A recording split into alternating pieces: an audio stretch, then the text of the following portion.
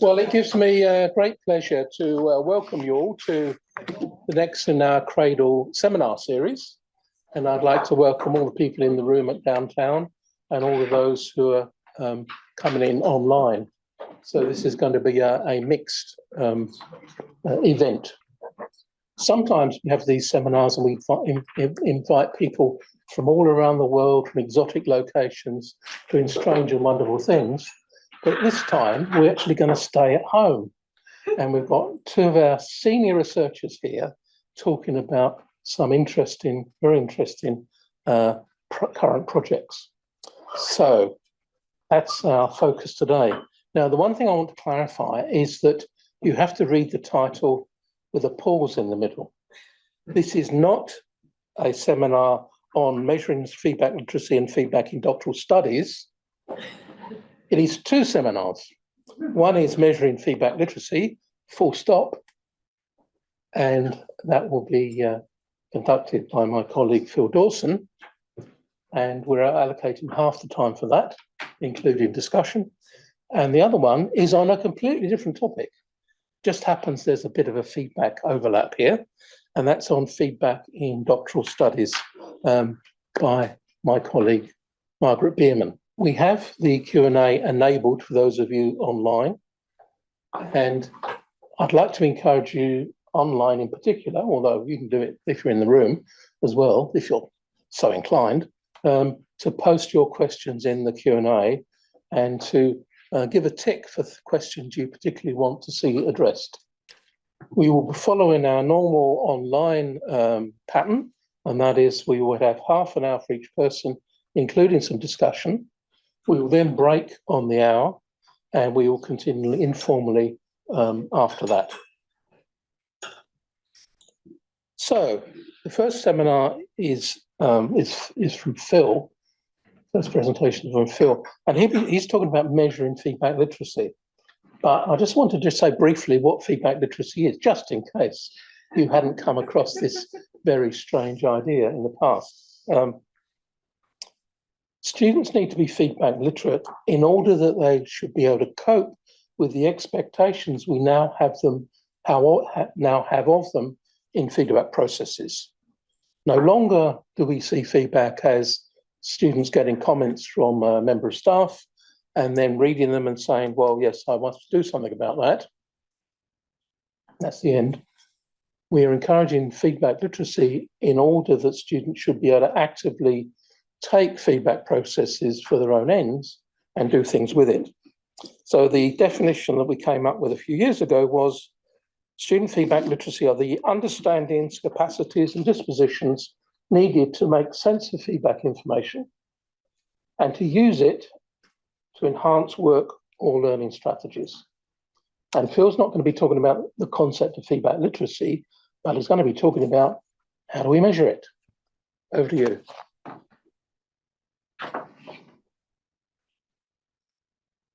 Thanks so much, Dave. I'm just going to, sorry, I'm being faced with sign into an account on this computer. The password should be on the lectern. The password is on the lectern. I'm not going to tell you what the password is. I had to read this one out in my head.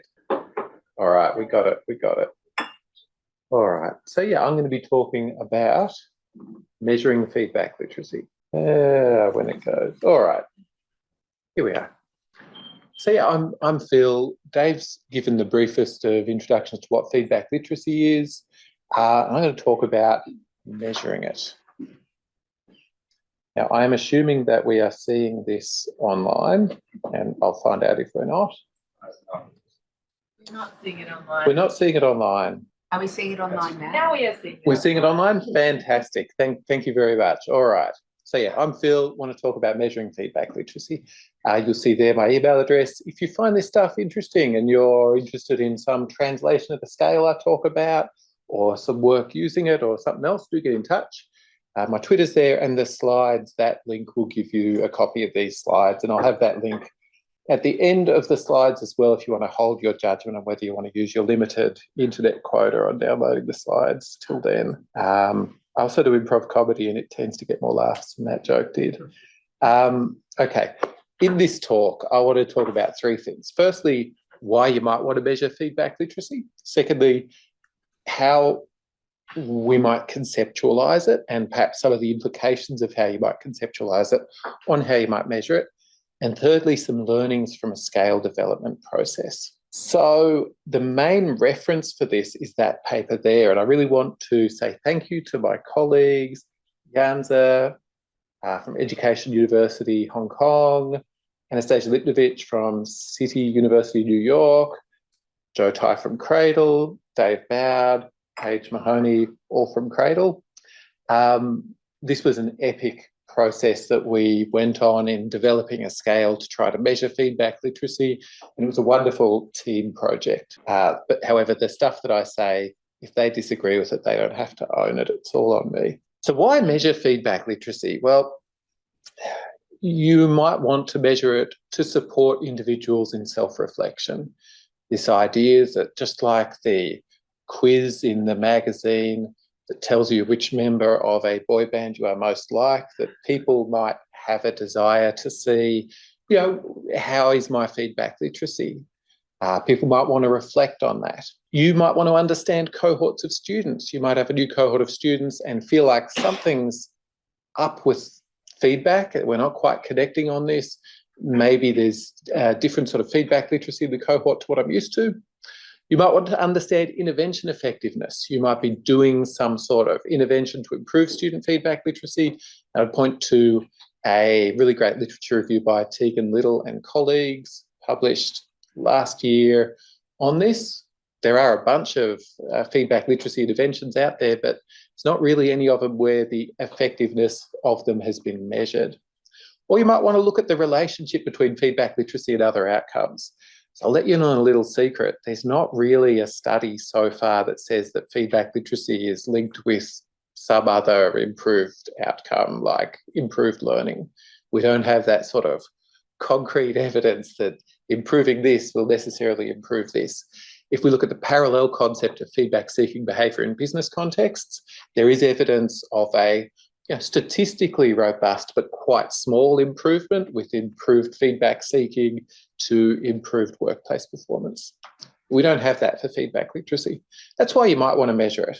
Now, I put out on Twitter, some of you may have seen this, I'm giving a talk, it's got this title, what would you want to see in it?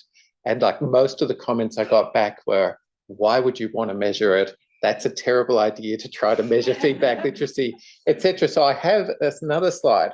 Why not measure feedback literacy? It can't be measured. You are trying to measure the unmeasurable. Measurement's not appropriate in education, and that's a view that is there. It's not really a thing. You try to make feedback literacy a thing, but it's not a thing. There are other more important ideas in feedback, and you should look at those instead. I'm partial to feedback literacy puts the onus for addressing the broken system of feedback onto students. I think that's a legitimate position, and it's already measured by another concept, the jangle fallacy. And I think part of the way that Anastasia Lipnovich wound up on the paper was we had this conversation with her, and she said there's like a million other feedback concepts out there. How is this one different to all of these other ones? How is it different to feedback orientation, feedback seeking behaviour, those sorts of things?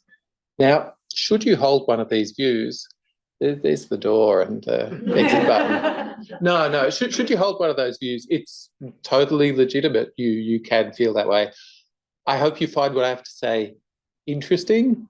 It might be boring, but it also might help you in the future when you're in some sort of anti-measurement argument. You point to that bozo Phil Dawson. But anyway, another one you might have is, why make a new scale when there are already so many others? I can say, firstly, we submitted ours, I think, before any of these and went through a hellish peer review process. But secondly, yeah, there are several feedback literacy scales. Now, where I have a bunch of references here, this is a table from the paper that I mentioned on the first slide. So go back, grab that paper if you want to follow up on any of these references.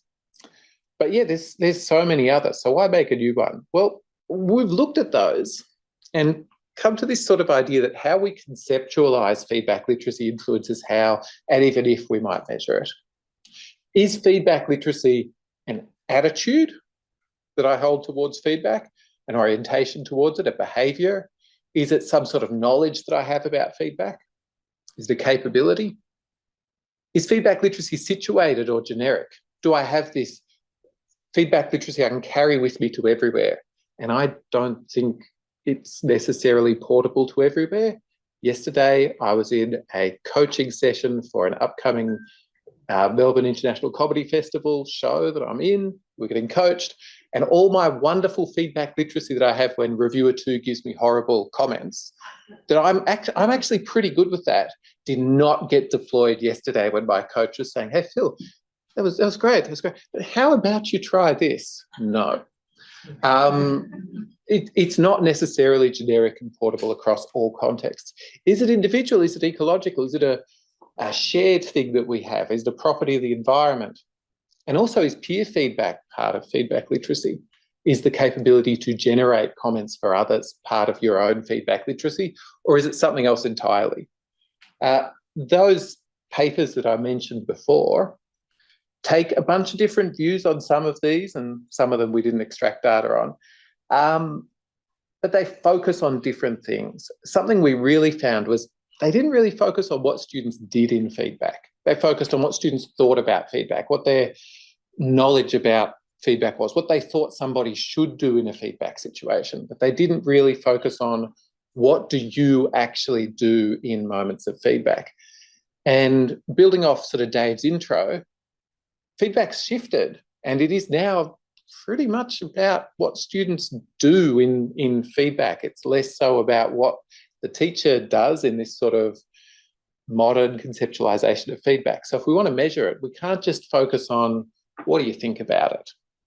Some of the scales had really bizarre things in them as well, like sort of impression management. You know, I can use feedback to make sure the teacher thinks good things about me. Feedback's about the teacher or my boss thinking I'm good. So we wanted to sort of rebuild something that was more focused on what do students actually do.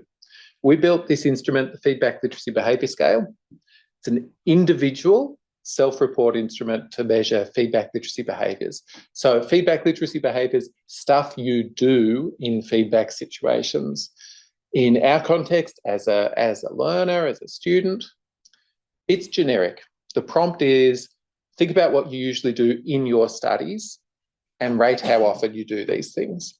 It includes learner provision of feedback information. So it includes learners being able to provide comments to their peers on their work. Conceptually, we did a bit of a combination of 2 existing frameworks that we liked. So the Carless and Boud framework, that is probably the most cited one in this space, has appreciating feedback, processes, taking action, making judgment, managing affect. It included a lot of what we wanted, but it didn't orient it in terms of behaviours. It didn't explicitly include providing feedback information.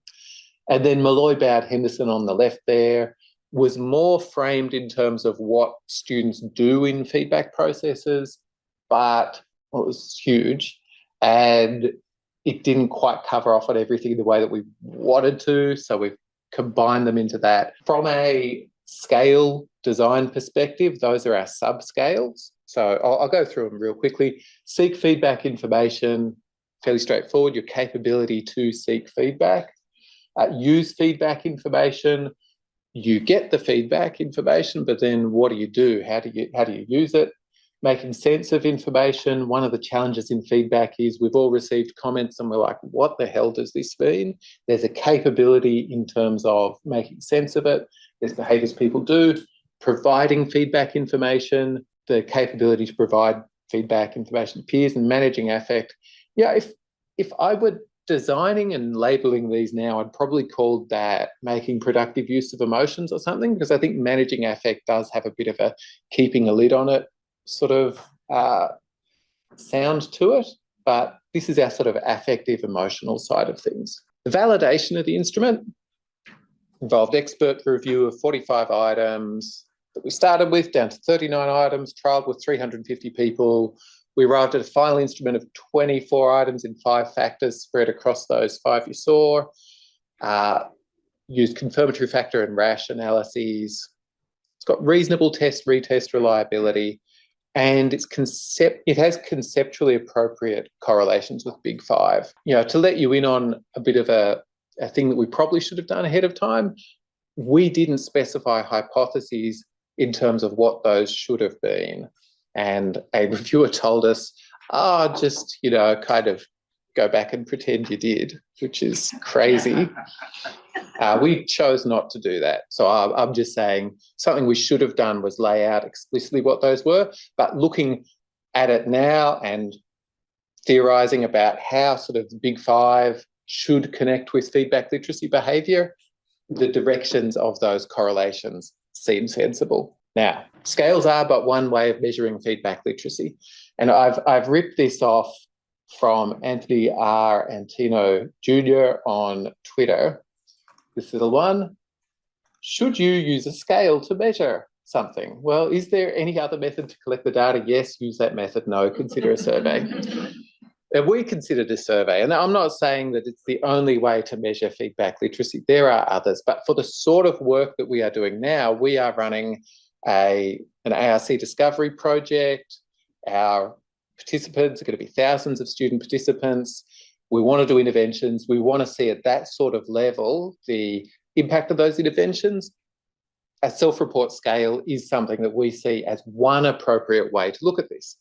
But there are also others. You can observe student enactment of feedback. I think this is a big hole in the literature at the moment. There's not enough studies looking at feedback literacy or feedback interventions and saying, let's look at the student work and see, does someone with better feedback literacy actually make better use of comments? It's all self-report, I feel like, or here's what I did in an interview or something. I would love to see more studies with people looking at student work. So we might want to analyse student work. We might want to observe students while they enact feedback. We might want to look at analytics of student production processes. I know there's a rise in sort of assignment writing environments, things like Cadmus. We could meaningfully use those to look at student feedback literacy and see if students are actually using the comments. Or we could reject a measurement view of feedback literacy and try something else like talking to students. Something we're doing in our ARC discovery project, we're also getting students to do longitudinal audio diaries of their feedback literacy behaviours, so what they're doing with feedback. I'm sure you can think of many others, but it's but one way to measure. So what did I learn from measuring feedback literacy? Well, firstly, not all experts agreed at a conceptual level on what feedback literacy is. And that made the scale development thing really interesting because the particular type of scale development we were using involves experts rating items as essential or not essential or somewhere in the middle. And we had all these items in there about students providing comments to peers, and they basically said these aren't essential. And that raised a really challenging conceptual thing for us. Is the provision of feedback part of feedback literacy? We kind of made a conceptual argument to say we think this is so important that we need to keep items about the provision of feedback, and that's an interesting methodological choice in instrument development. But it really did reveal to me that at the stage that we're at, there's not consensus on what feedback literacy is. Secondly, writing items forces you to articulate what a concept really means. It's really hard to sit down and write about 50 items saying what the concept really is. And if you're working with a sort of new frontier concept like feedback literacy was when we started this project, I really encourage you to have a go at that. And it revealed for me that I'm actually most interested in what students do in feedback rather than what they think about it. And it's not to say what students think about feedback isn't a useful thing to study, but I really want to know, what do students actually do? What do you do in feedback situations? So that's the glossy version. This is the what you really learn one. So firstly, if you want to have the first scale on an emerging concept, make haste. It seemed like there was a really big land grab for an instrument on feedback literacy, and a lot of people were out there trying to make one. They are of differing perspectives. They have different sort of underpinning ideas for them. I think they're of different levels of quality as well. But yeah, if you want to be the first one, you'd better get moving really quickly.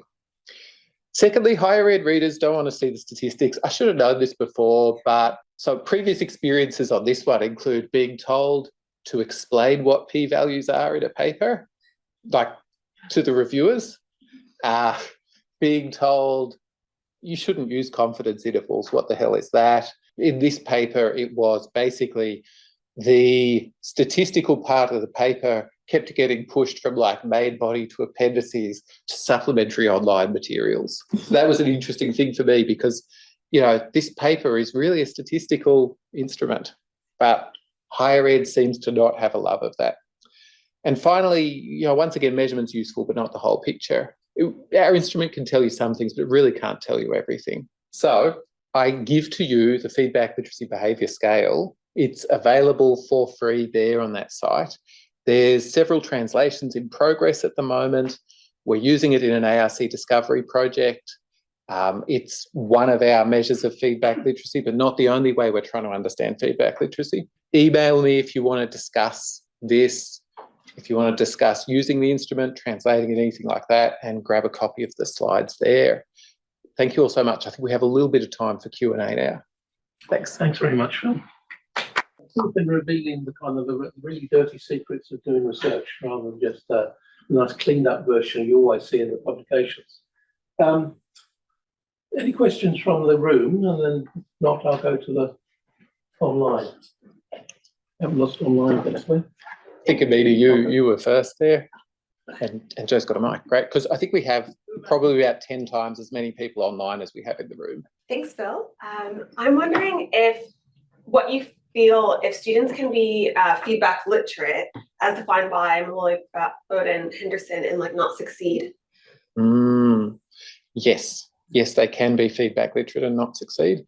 And I think that can come from a variety of different factors. You know, I have had feedback literate students who have faced such pressures in their lives that there's no way they could get through it.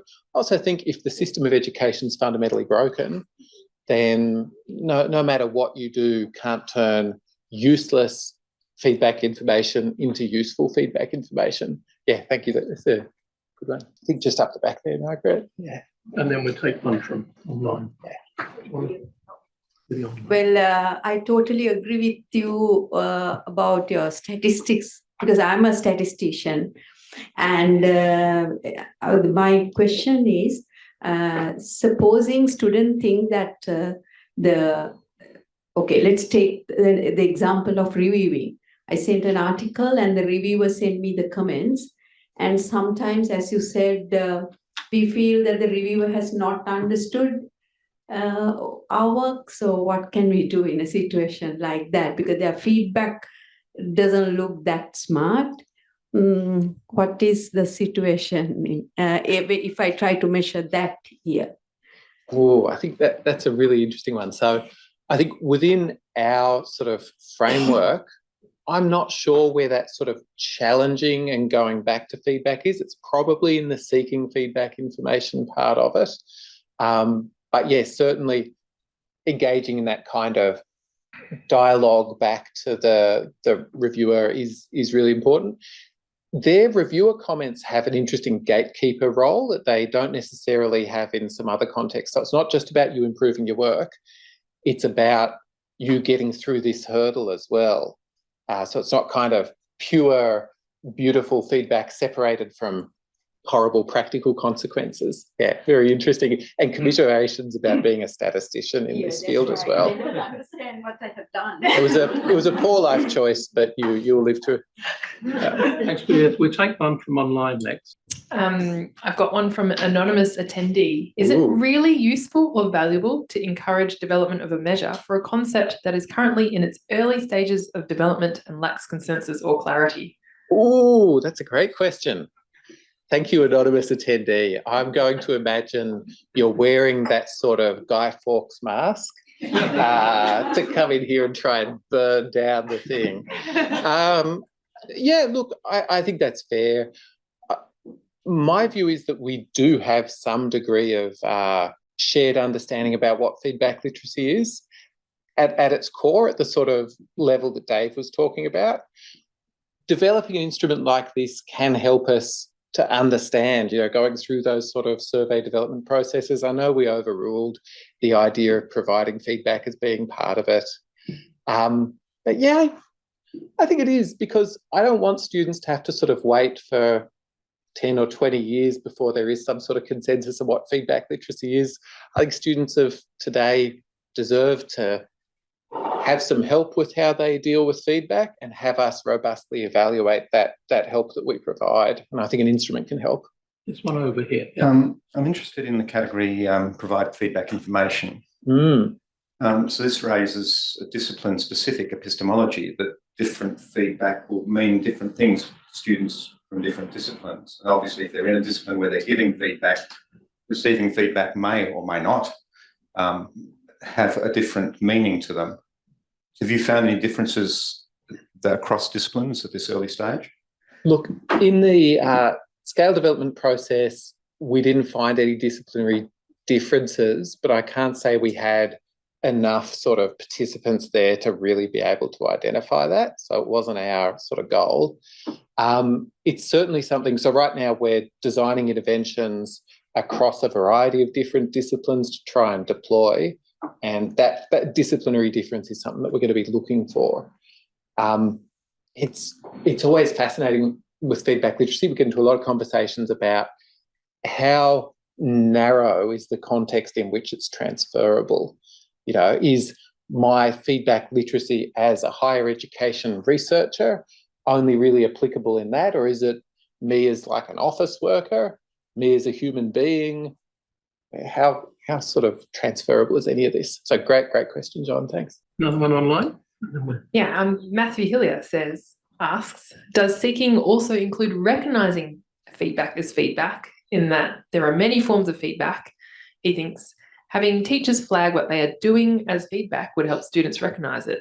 Okay, so in 2011, I went to a talk by some guy called Dave Boud, and he said in that talk, there's a problem in the sector sometimes where we try to almost program people to recognise things as feedback, so then they fill them in on a survey and say, I got lots of feedback. So we use the word feedback a lot, and then people will think, oh yeah, I received a lot of feedback. So I just want to sprinkle that into this a little bit. It's always problematic when we say the students are surrounded by feedback, they just need to recognise it.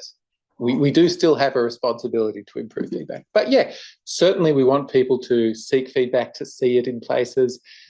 David Nichol critiqued the scale paper and said that it takes a default assumption that feedback's dialogic as well, as in, between some people, rather than his view, which is feedback's a process that happens within the individual. But if you go on his view, then there's heaps of different potential feedback information out there, heaps of performance relevant information that you could use. Thanks for the talk. The website, congrats on making a website and doing some knowledge mobilization and making it available to people. I'm just wondering, who is the website for?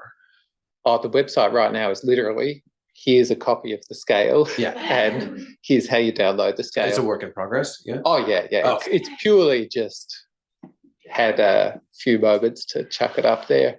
The goal in the longer term is to be able to put some stuff up about this ARC project that we've got going, but that's probably down the track.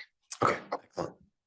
Well, I'm afraid we have to hold on to any other questions we have to the informal section after Margaret has spoken.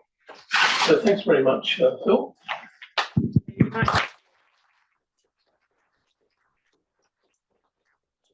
And I'd like to hand over now to Margaret Bearman, who's going to be talking about feedback practices within PhD supervision. Margaret.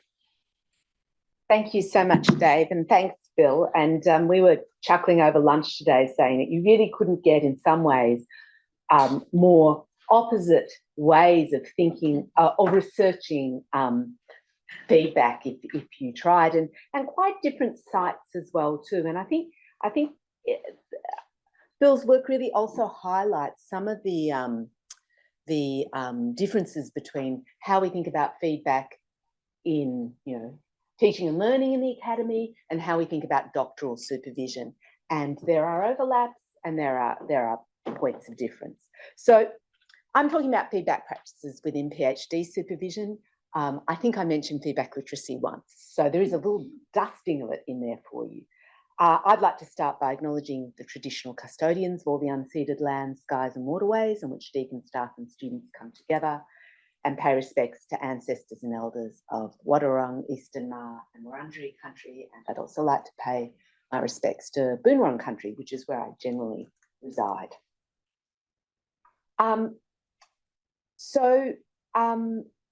This, like Phil's paper, has had a fairly long gestation. When I was listening to you talk, Phil, I realised there's one particular pivot point in common, and that's our colleague, Joanna Tai, who's sitting there right down there. So thanks to you, Jo. And I just really would like to acknowledge the incredibly stellar team I had here. You know, some great feedback researchers, in addition to Jo, Michael Henderson, the wonderful Rochelle Esterhazy, Paige Marnie, and Liz Malloy. And Paige is on too. Thank you, Jo. Paige and Jo. So doctoral studies can be a difficult time. And for those of us who are recently close to it, that might burn brighter. But even for those of us, it's a long way away now. You can still probably remember those pointy moments in your candidature. I certainly can remember mine. When a 2018 study suggests that 60% of candidates experience a crisis, and feedback may offer a means of avoiding or addressing these crises, but it can also be the cause of them as well too. And I think this is partially because, as Bastelik points out, doctoral study is not just one thing or another. And I was having a conversation about this morning. You know, is it research or is it teaching? Well, it's both. And so doctoral study is as enmeshed with interpersonal relationships, institutional strategies, and academic power structures as it is with educational practices. And oddly, against that backdrop, there's little research into feedback in doctoral studies. Partly because I've noticed in doctoral studies research, it tends to focus more on that top end, on the power dynamics and so forth. There's a lot of research there, and there's some very practical work as well too. But this sort of kind of thing that Phil's doing in the perhaps broader teaching and learning space doesn't come into play. And so there's this narrative review, which like the study we did, doesn't look at studies that specifically focus on feedback. It reviews the entire literature, and it comes up with some very useful practical feedback strategies. Things like developing a positive supervisory relationship, articulating suitable feedback content, balanced ways of giving feedback. But it didn't really engage with what might be called new paradigm, and I'll talk a little bit more what I mean by that. New paradigm feedback that looks beyond the feedback message. These ideas of feedback literacy, what the student does. And in fact, what we found altogether was that conceptualizations of feedback in higher education, whole body of work over here, conceptualization of doctoral studies, whole body of work over here, and there was very little conversation between the two or dialogue. So that was the gap into which we were going. And at the same time, there are so many studies of PhD supervision that describe feedback practices without explicitly focusing on them. So surely all these studies could tell us what feedback practices are described within the PhD supervision literature and how these practices influence doctoral candidates, and these formed our review questions. So we used a qualitative framework synthesis as a literature review method. It's a bit like a note to Phil. If you use a method that people are that's a little bit fancy, reviewers don't necessarily like it too much. Nonetheless, it was I think it was really a very useful approach. It's a secondary analysis. We used both the findings of the studies as well as the interpretations in the discussion, and we employed a mix of deductive and inductive analysis. You start with a framework that's quite deductive. And we also meant that we could start with clear conceptual frames. So we go back to this notion of new paradigm feedback, and this is a kind of almost classical definition now by Henderson et al., if you can be classical when something's in 2019, a process in which learners make sense of information about their performance and use it to enhance the quality of their work, the learning strategies. So that very much that what the learner does view of feedback. And then we also brought in this idea of a socio-material lens to doctoral supervision. So we saw doctoral supervision as a dynamic interplay between teachers, learners, objects and places, which emerge across time and space. And that's important, I would say, particularly because of the time element. Time is really interesting in doctoral studies because it's such a longitudinal relationship. We did the normal things you do. We selected the literature. We looked for studies that had rich, thick descriptions of feedback and the supervisory relationship, by which it meant that we mostly had qualitative studies going in. Much as, you know, statistics have their moment, they don't do well in rich and thick and description. Some mixed methods. We searched very broadly. We didn't look for feedback. We actually trawled through 8,341 papers on doctoral supervision and narrowed it down to 86 that contained descriptions of supervision that had references to feedback in it. And we did this iteratively over a number of years. So it sounds like a lot of work. It was a bit of work at the start, and then we kept on moving through. On the left-hand side, you'll see categories, which are both a little bit shifted, but pretty much the same as the deductive categories we use to analyse the literature. On the right, you see the inductive analysis we did. So there was, in these descriptions, there were contexts of feedback practices, national practices, disciplinary influences. Everyone thought discipline was going to be really big. Actually, the studies that compared discipline said it wasn't, which surprised me. Institutional influences, also quite striking. Supervision models, etc., make a difference. How feedback's enacted, talk and text. I'll come back and talk to those a little bit more later. Formal reporting processes. Not many studies on those, but I think it's a really open area for research. I'll talk about that briefly later. Power, lagging again, I'm going to talk about that later. Emotional responses, interesting because it fits in with the feedback literacy idea, the deeply emotional nature of feedback. Feedback beyond the supervisory dyad, and this is also the dynamics of feedback relationships. We focus very much on supervisor-student or supervisors-student conversations or exchanges. Even to interpret that, people went beyond. So people saying, help me make sense of this. So that's the sort of thing we're talking about here with feedback beyond the supervisory dyad. People did a lot of other sorts of feedback as well too, and conversations, but that wasn't the focus of this. What supervisors and candidates bring to feedback enactments, really important, very narrow amount of work. Basically, supervisors do as they've been done to, and there was a very limited amount of feedback histories in candidates, things like, you know, maybe trauma and so forth. It previously meant that they were more reluctant to engage with power figures, that type of stuff. 1.5 studies, I'd say. And finally, this idea about feedback as a temporal practice, and this comes back to time again. And we included in that the fact that when there's a feedback encounter, there's some sort of exchange, the reflection on that can have a long tail, a very long tail. You can wake up, you know, a couple of months later and go, oh my goodness, remember when? And that can continue on. So it is quite, you know, it's not time delimited. The timing of comments, you know, those sorts of things where someone, you know, a terrible study where people say, the night before it was due, I was told that this whole method was not possible and I couldn't submit. That's bad timing. There's no question about that. And how feedback enactments changed over time. So how feedback itself should shift according to where you are in the candidature. That's a big picture overview. I'm just pick out a few pieces here and there. I said I'd talk about a few things. So one is feedback as power. Feedback is power, and it really came into stark focus here. Supervisory relationships and feedback enactments mutually constituted each other. It was very difficult sometimes to tell what feedback was and what it wasn't. People made comments, they took things back and forth, they brainstormed things, there were exchange of ideas. It really bled together. However, the inherent power of making judgments about someone's work, which we all have, in teaching and learning when someone's giving you comments. That just gets really magnified in this supervisory relationship. There's a lot of authority. There's a lot of authority in a supervisor.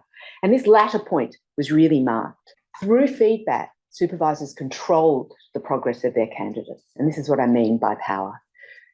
And you can think of that as being overt, you know, yes, no, don't go. But the biggest way they controlled it, and the most, I would say, of all the things I saw, the most, I'll use the word abuses of this power that I saw was withholding feedback.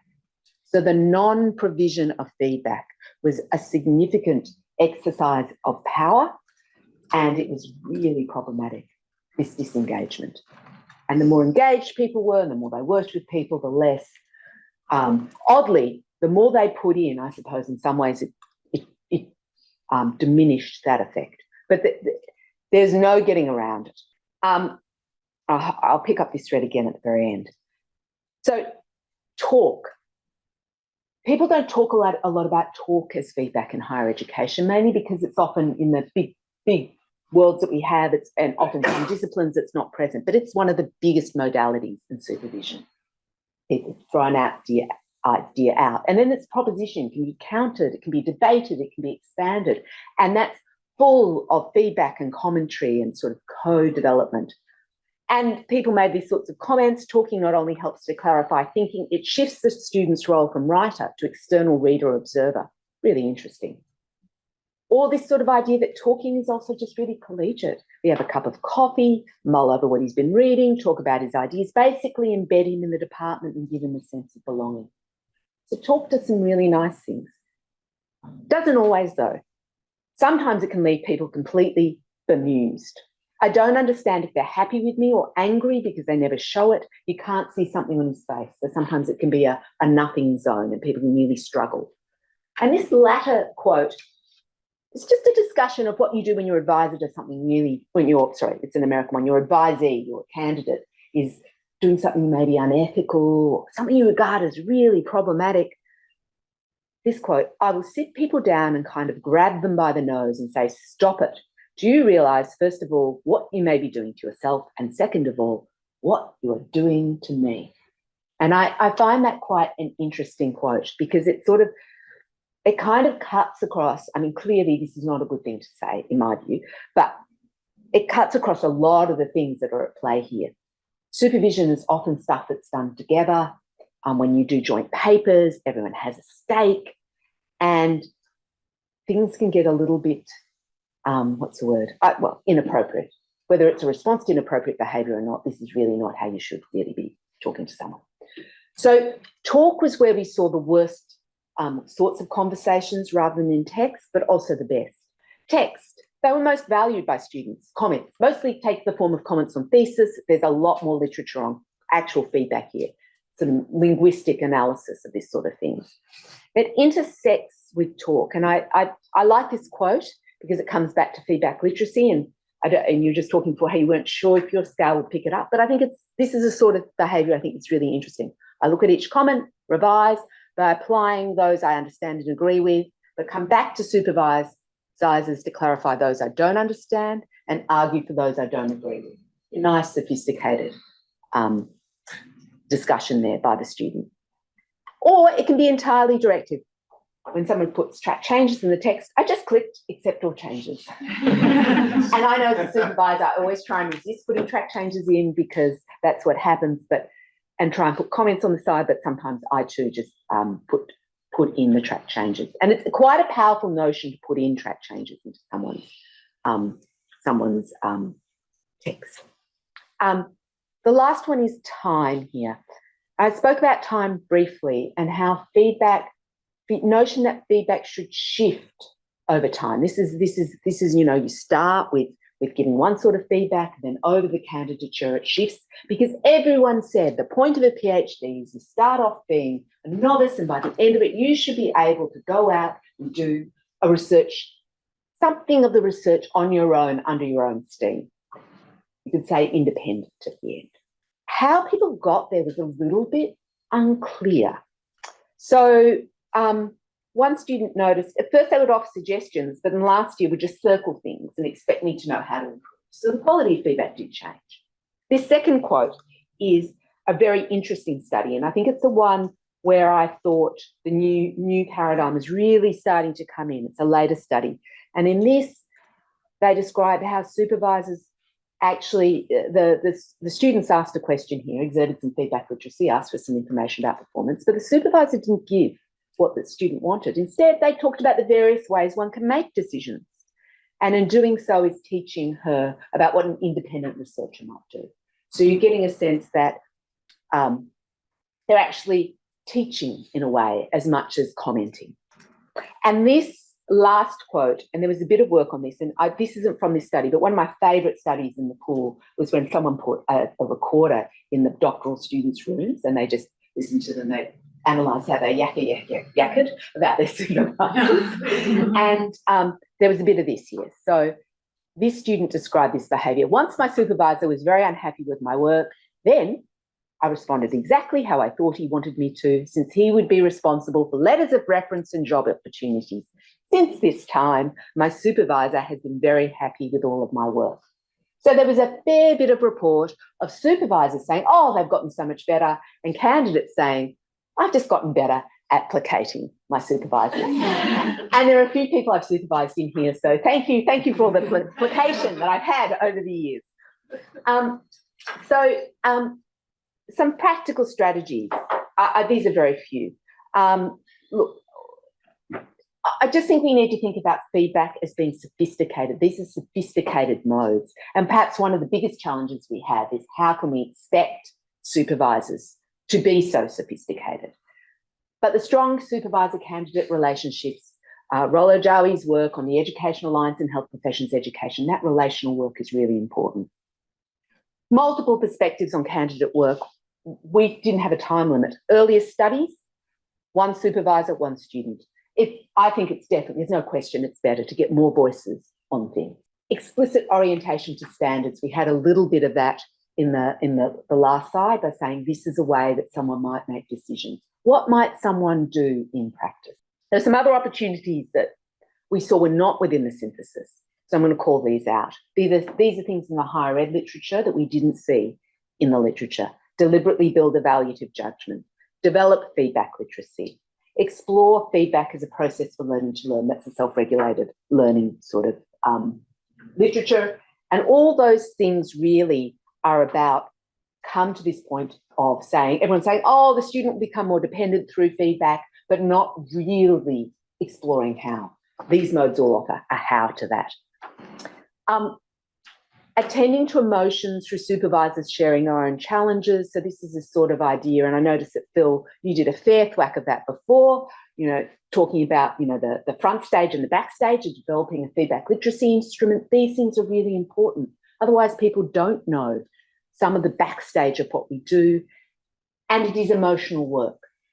So supervisors can take the lid off and try and, you can never remove the authority, but if you show some of the challenges you've had, you start to normalise the fact that challenges in research are part of the bread and butter, and that feeling that you're drowning is something that all of us still experience as researchers to this day, I believe. Well, I'll put myself, I experience to this day. And then finally, from David Carless's and colleagues' most recent paper, think about authentic academic practices, conferences, peer review has been mentioned already. These are all things that we can use feedback as a mode to help people come to. For institutions, support supervisors to enact practical strategies described above, and that sounds very easy, but it's actually really hard. Supervisors don't know these things, and it's not straightforward. The opportunities for multiple voices. I am quite keen on this idea of reviewing feedback processes and materials. I mean, maybe even supervisor to supervisor. I might be a bit weird with the dynamics between supervisor and candidate, but the one thing I'm clear about with feedback is that it has traces. If you don't meet someone, there can't be a feedback exchange. There are comments on documents. We know that there are problems in that power dynamic, but feedback gives you actual literal traces of some of those exchanges. So it's an opportunity for supervisor self-reflection and possibly supervisor sharing. We never see what each other does. And finally, there are only a few studies that talked about mid-candidature review, and those that did tended to imply that the gatekeeping moments of those reviews outweighed their value as feedback moments. So students were so focused on passing the gates because there's such big hurdles, and they are. I mean, if I had a student, and you know, with my students, I'm really clear, we want to get you through this hurdle. But while there is a feedback purpose, sometimes it really just falls away. And there were reports of, you know, supervisors writing candidates materials for them so they can get through the pass because they're so anxious on their life. So there's a complication there in these sorts of, I've said mid-candidature. This includes also, you know, what do we call it in Deakin?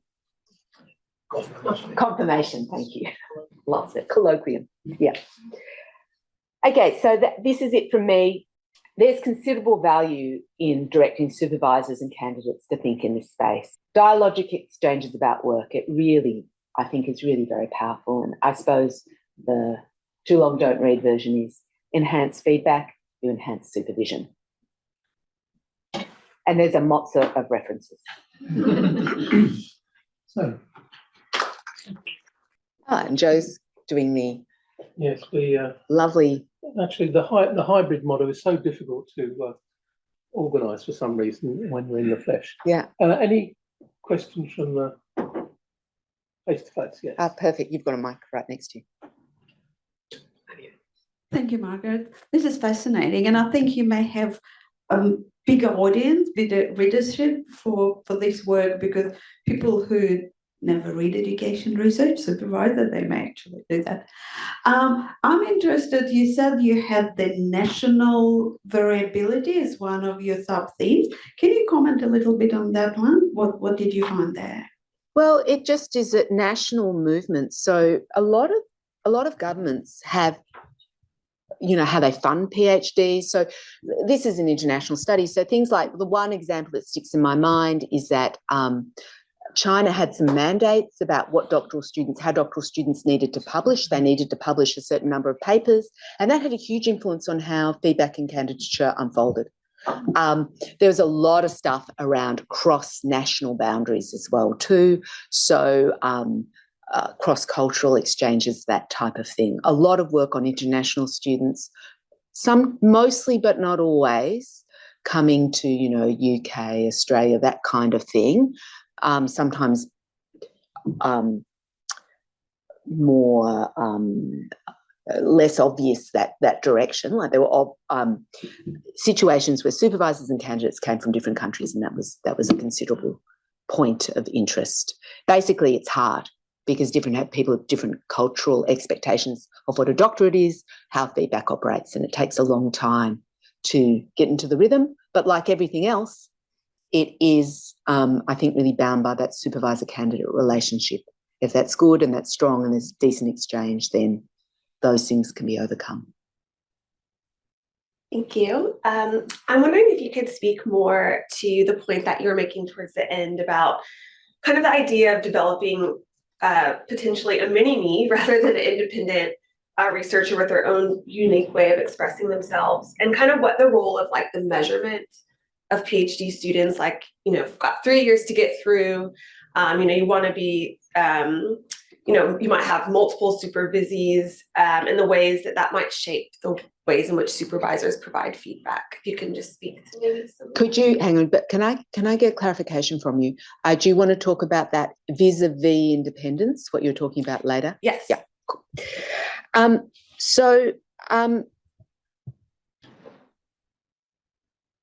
There's not a lot in the literature on this. So the literature kind of, most people just generally hand-wavy say independence happens. And remember, this is doctoral studies across all time and across all countries. So the things like the measurement and so forth are specific contexts. And we see that as they come in, getting back to the question about national context, and this is another example, those sorts of things, a doctoral study, we'll fund a PhD for 3 years, has huge influence on the candidature and then backwards onto the feedback. I think it's not, I think that there are a couple of things going on. So now I'm not talking about what's in the literature because there wasn't stuff on this. But I think that one of the biggest muddying points, and this is really clear out of the literature, is joint papers. Joint papers are tricky because they hold the supervisor's name. They have to put their names to it. So they can't disentangle themselves from the work. They can't have something go out under their name that they think is, doesn't reflect their views. So it's truly collaborative. So that's a sticky point. And the other point is around standards. What does independence actually mean? I mean, most doctoral programs in our neck of the woods, I'm saying education and the arts, tend to focus on unique projects. In sciences, you might come in to a big lab and be part of that big lab. So the notion of, I think it'd be uniqueness, but I don't know if a unique voice would be part of that outlook. So you're going to see some disciplinary differences there.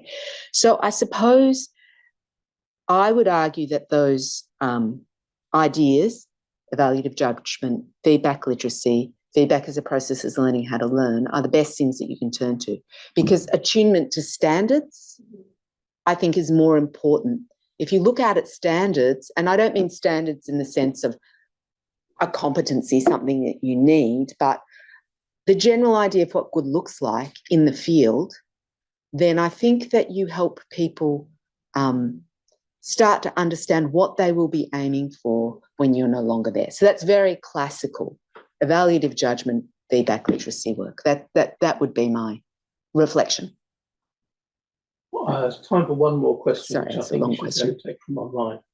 Yeah, another anonymous attendee. Was there much discussion about multiple supervisors, sometimes there to bring different types of expertise, and how to manage their different and sometimes competing perspectives?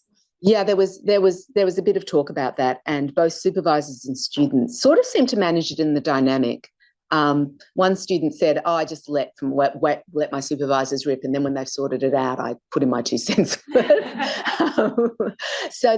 it was generally seen as being something that was managed within the relationship and was manageable with varying forms of sort of, I don't know, massage. I can't think of the right word. It sounds terrible. Dynamic negotiation. There you go. Well, so I think there are a lot more questions. So we're going to end the formal part of the session. Hang around for longer. Hang around online. Have some more questions, more discussion.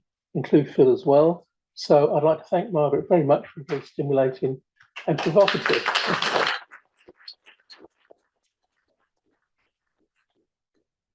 Phil, do you want to? Phil, come up.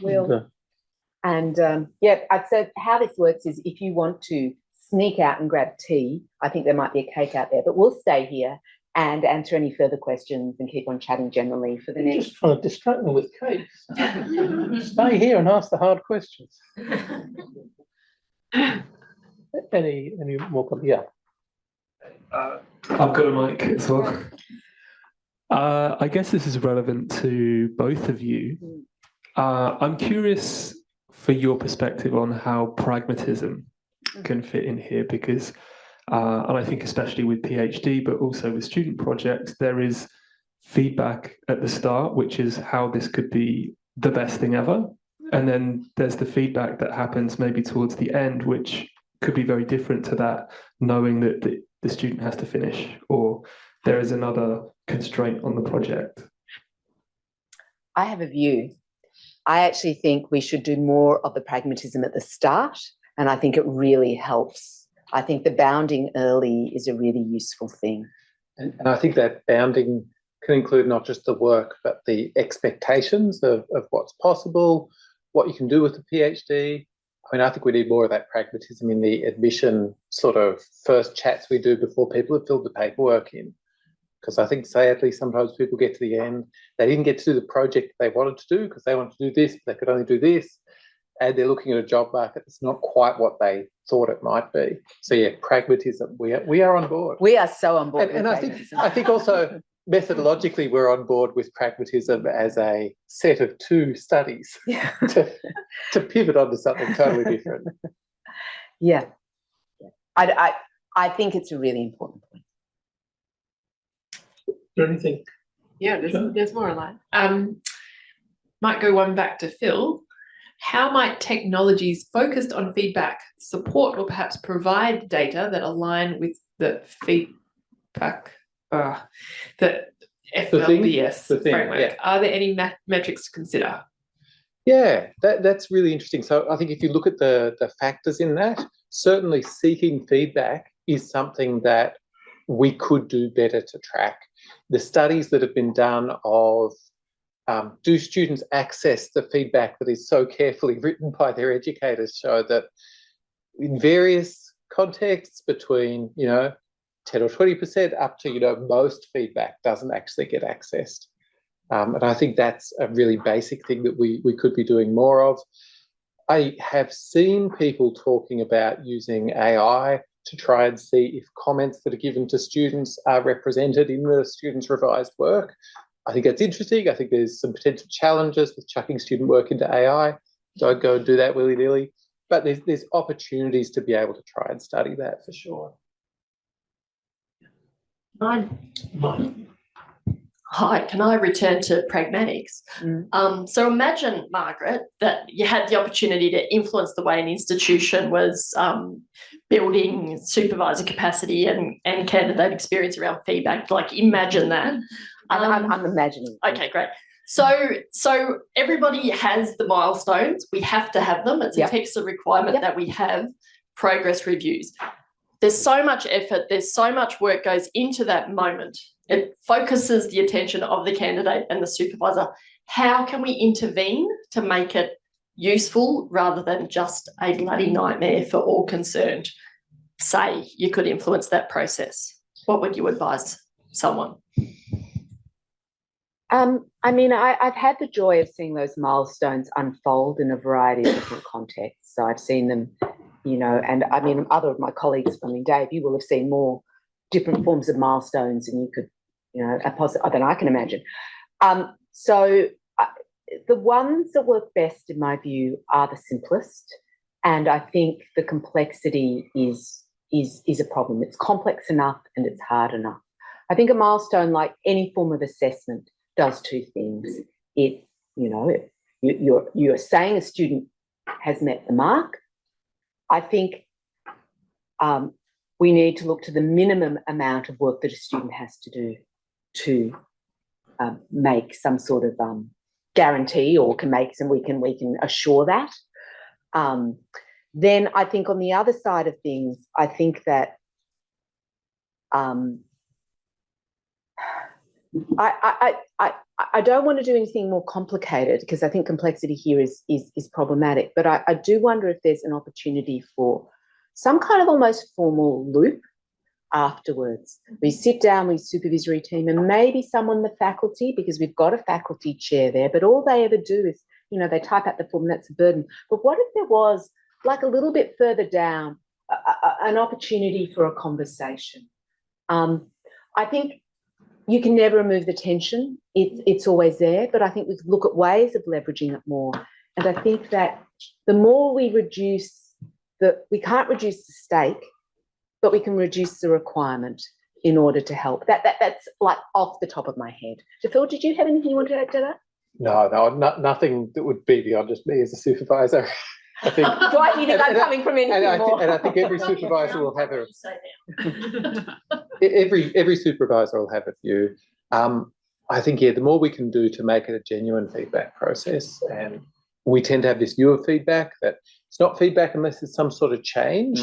That's an active process by the student. And I'd analyse those processes that we currently have and see to what extent do students show change and to what extent do we have that as an active thing with students. It's a closed sort of feedback loop. I think too many of them are left kind of open. I agree. And that's the iterative loop. Yeah. Another online one, and then we'll go to the room. Sorry, online first, and then another sort of, well, it's actually for both of you, I suspect. Do you think that feedback literacy and reflexivity in doctoral studies are linked? Do you want to talk about feedback literacy and I can talk about reflexivity, or should we? Yeah. So I think that in doctoral studies, feedback literacy is a key thing that we want to develop in students because we have such a particular culture of feedback in higher ed. We really do need to induct students into those processes, but I think we can, in higher ed, be better at that than we are in undergrad education. A student submits a paper and we go through the process of responding to feedback hand in hand with them, which we almost never do in higher ed. I'll hand over to you. I'm not really the reflexivity person. I'm reflexive enough to know. That's such a multi-layered statement. For me, I think that there are some differences. I think, I'm not a feedback literacy researcher, but one of the things that is attractive about feedback literacy is it's operationalizable. You can do things, you can see things, and thus it can be measured, and you can do a whole range of stuff with it. So I think that's very useful. It's a very useful scaffold. Reflexivity is so personal. It's you interacting with yourself and your environment, and I think that it is cultivated and very unique to a person. So while there'll be interlays and overlays, and I don't even want to get you started on defining reflexivity, I think would make defining feedback literacy look like a walk down the path. So I do think that the phenomenon, which is about improvement and how the self and the study and the world all get better with the supervisor, I think it's all in the same boat. They do different things, and I think it's useful.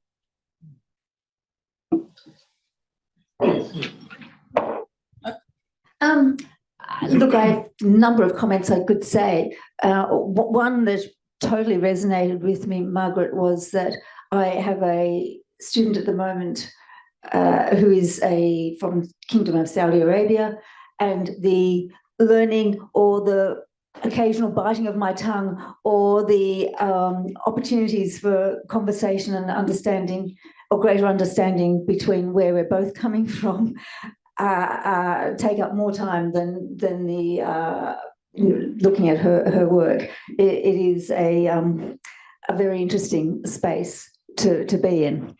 But that aside, I'm wondering more about our school system.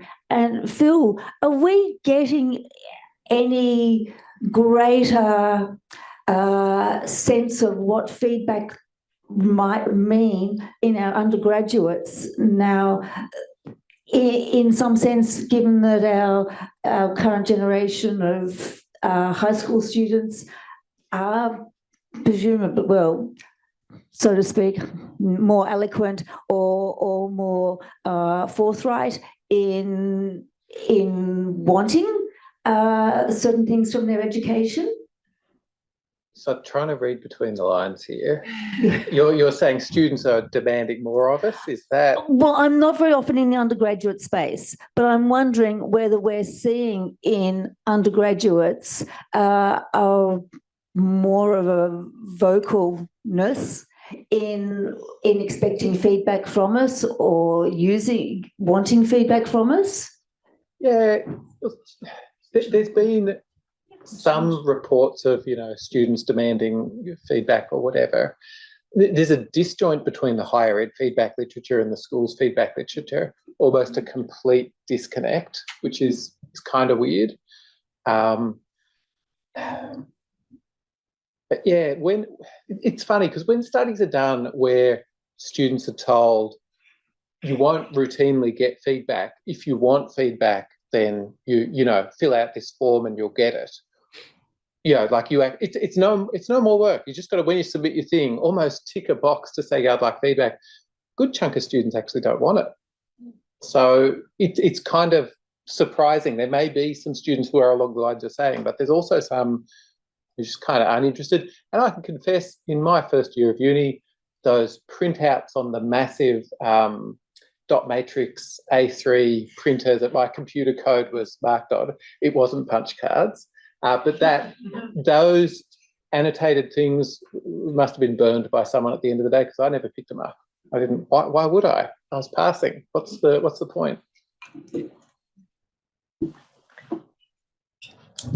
Yeah, Lucy McNaught asks, in developing the feedback literacy behaviour scale, I'm interested to know if you thought about behaviour that seeks to build a shared understanding between feedback givers and receivers. Is that covered or out of scope? Ooh, that's great. So to try and think there about what things might be like, that sounds like sort of me as the person filling in the instrument and the people who I am in feedback contexts with and my desire to build a shared understanding.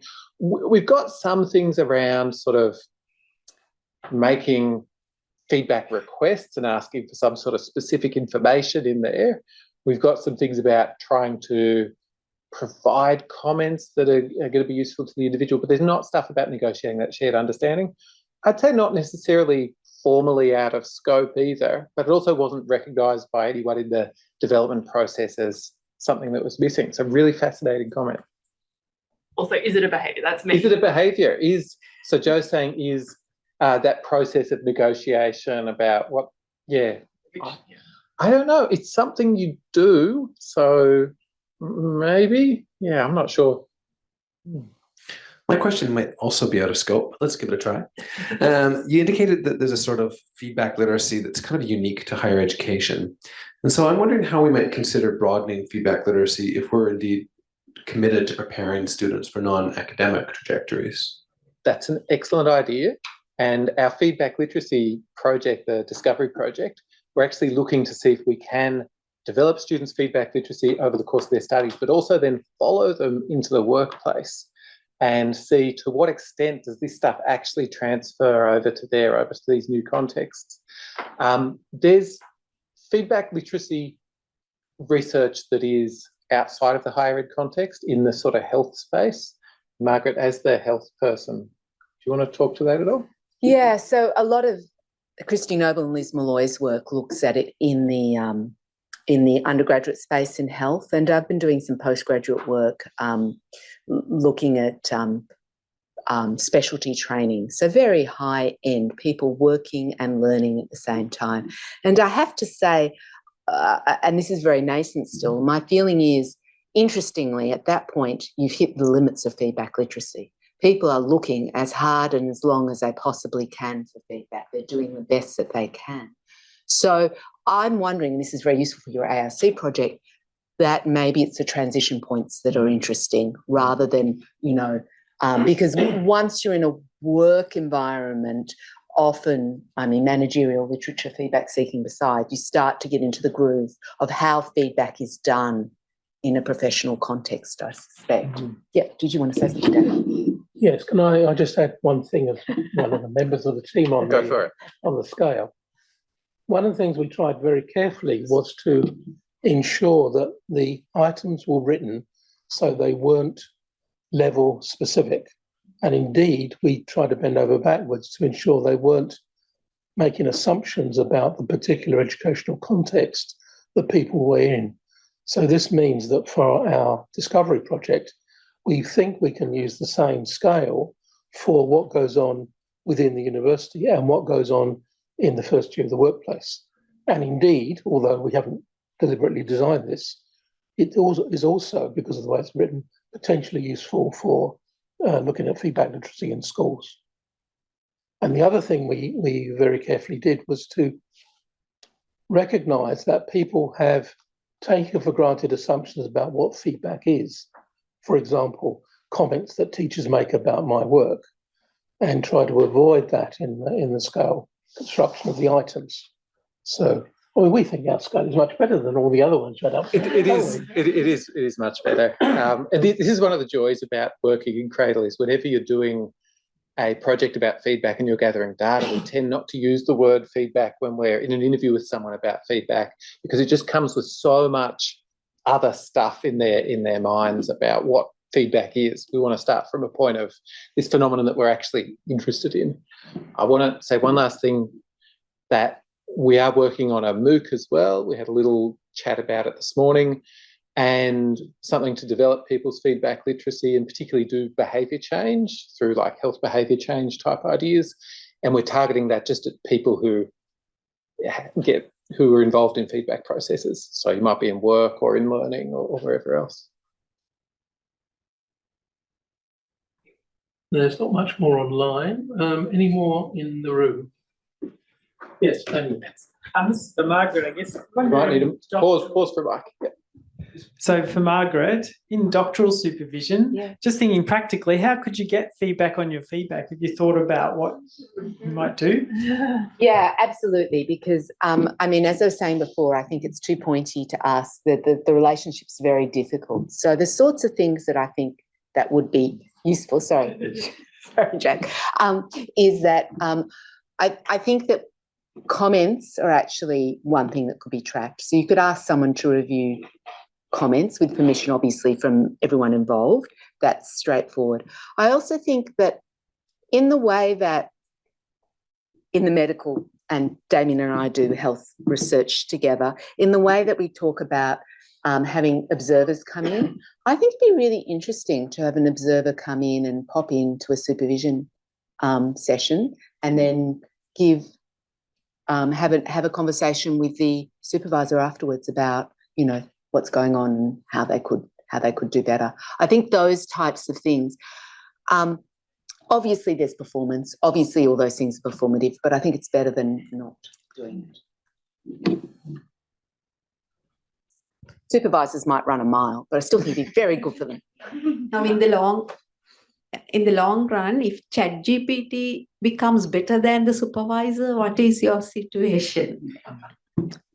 Well, you know, I think we're investing. Well, okay, a couple of points. Number one, some supervisors, ChatGPT is far superior to right now. There's no question about it. I don't want to overstate that. In other words, some supervisors are not coming to the party at all. But if we put those to one side, I think we need to be careful not to invest technology with more power than it actually has. It does some things very well. It's particularly poor, this sort of generative AI. Generative AI is particularly poor in areas of originality because it bases itself on patterns of work that's been done previously. So if you're doing a doctorate, I hope that ChatGPT can't help, because then it would imply that someone's already done the work. Phil, you might have a different view. No, I think also matters of sort of subjectivity and who constitutes the standards. I think we want to be the people pushing the standards forward.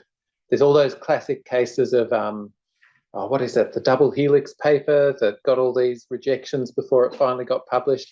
Imagine if they'd have gone to ChatGPT, which said authoritatively, this is a terrible idea, they might not have pursued it.